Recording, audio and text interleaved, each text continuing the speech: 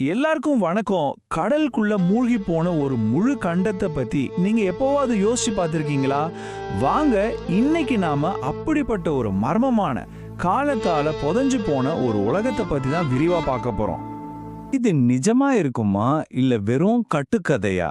செழிப்பா இருந்த ஒரு பெரிய நாகரிகம், ஒரு பெரிய நிலப்பரப்பு தடையுமே இல்லாம கடலுக்குள்ள காணாம போக முடியுமா? இந்த கேள்விதான் நம்மளோட இந்த தேடலோட ஆரம்பம். சரி வாங்க, பல 100 வருஷமா நம்மளை யோசிக்க வச்சிட்டு இருக்கிற அந்த மர்மமான கதைக்குள்ள நாம இப்போ போகலாம். அப்போ இந்த குமரி கண்டம்னா அப்படின்னா என்ன? சிம்பிளா சொல்லணும்னா இது வெறும் ஒரு நிலப்பரப்பு மட்டும் இல்ல. பழங்கால கதைகளின்படி இதுதான் தமிழ் மக்களோட பூர்வீக தாயகம், தமிழ் நாகரிகம் இங்கிருந்து தான் தொடங்குச்சுன்னு சொல்றாங்க. ஓகே, அப்படி ஒரு இடம் இருந்துதா சொல்றாங்களே, அது எப்படி இருந்திருக்கும்னு ஒரு கற்பனை பண்ணி பாப்போமா? அங்க வாழ்ந்த மக்கள் எப்படிப்பட்டவங்களா இருந்திருப்பாங்க?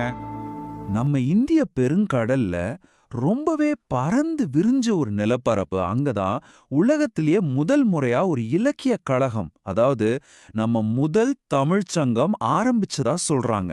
யோசிச்சு பாருங்க, அறிவிலையும் சரி வளத்திலையும் சரி ரொம்பவே உச்சத்தில் இருந்த ஒரு நாகரிகம் அது. அப்படி ஒரு பிரம்மாண்டமான புகழ்பெற்ற நாகரிகம் எப்படிங்க இருந்த இடம் தெரியாம போச்சு? அந்த பயங்கரமான பேரழிவுக்கு பின்னால என்ன கதை இருக்கு? இந்த கதைகள் எல்லாம் எப்ப நடந்ததுன்னு சொல்றாங்க தெரியுமா? கிட்டத்தட்ட 20,000 வருஷங்களுக்கு முன்னாடி. அடேங்கப்பா, நம்ம வரலாறுக்கே தெரியாத ஒரு காலத்துல நடந்த ஒரு பெரிய அழிவை பத்தி தான் நம்ம பேசிட்டு இருக்கோம். ஆனா இந்த அழிவு ஒரே நாள்ல டக்குன்னு நடக்கல. இது கொஞ்சம் கொஞ்சமா பல கட்டங்களா நடந்ததா சொல்றாங்க. முதல்ல கடல் அரிப்பினால நிலத்தோட சில பகுதிகள் மெதுவா கடலுக்குள்ள போயிருக்கு. அதுக்கப்புறம் கடற்கோள்னு சொல்ற ஒரு பயங்கரமான சுனாமி வந்து மொத்த நாகரிகத்தையும் கடலுக்குள்ள இழுத்துட்டு போயிடுச்சுன்னு தொன்மங்கள் சொல்லுது. சரி, இது வரைக்கும் கதையை கேட்டோம். இப்போ கொஞ்சம் நிஜத்துக்கு வருவோம். இந்த கதைக்கெல்லாம் உண்மையிலே ஏதாவது அடிப்படை இருக்கான்னு தேட ஆரம்பிக்கலாம். நிஜமாவே இவ்ளோ பெரிய ஒரு கண்டம் மூழ்கி போனதுக்கு ஏதாவது சாட்சி இருக்கா? இதுதான் இப்போ நம்ம முன்னாடி இருக்கிற முக்கியமான கேள்வி. இந்த கதை உண்மைதான்னு சொல்றவங்க சில விஷயங்களை ஆதாரமா காட்டுறாங்க. நம்ம பழைய தமிழ் இலக்கியங்கள்ல மூழ்கி போன நிலத்தை பத்தி சில குறிப்புகள் இருக்கு. அதே மாதிரி நிலப்பரப்புகள் கடலுக்குள்ள மூழ்கிறதுக்கு வாய்ப்பு இருக்குன்னு ஜியாலஜி, அதாவது புவியியல் சொல்லுது.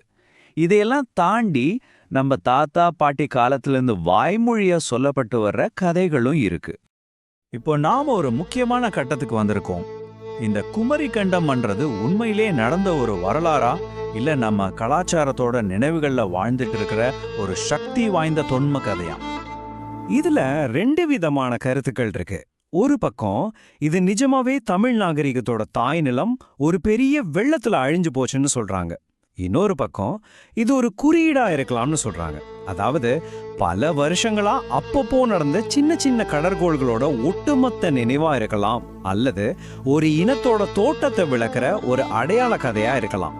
இங்க நம்ம வேலை எது சரின்னு சொல்றது இல்ல, இந்த 2 பக்கத்துலயும் என்ன சொல்றாங்கன்னு புரிஞ்சுக்கிறது தான். சரி, இது உண்மையோ பொய்யோ, அதனால என்ன? எதுக்கு இந்த கதை இவ்வளவு முக்கியம்? ஏன்னா குமரி கண்டம்ன்றது வெறும் ஒரு இடத்தோட பேர் இல்ல, அது தமிழ் மக்களோட கலாச்சாரத்தோட ஆணிவேர், அவங்களோட பெருமை, எல்லாத்தையும் தாண்டி நிமிர்ந்து நிக்கிற தன்மையோட ஒரு சின்னமா இன்னைக்கும் இருக்கு. அதனாலதான் இத்தனை வருஷம் கழிச்சும் இந்த கதை நம்ம எல்லாரையும் ஈர்க்குது.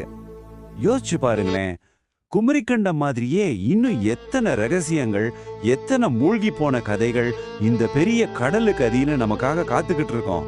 யாருக்கு தெரியும்?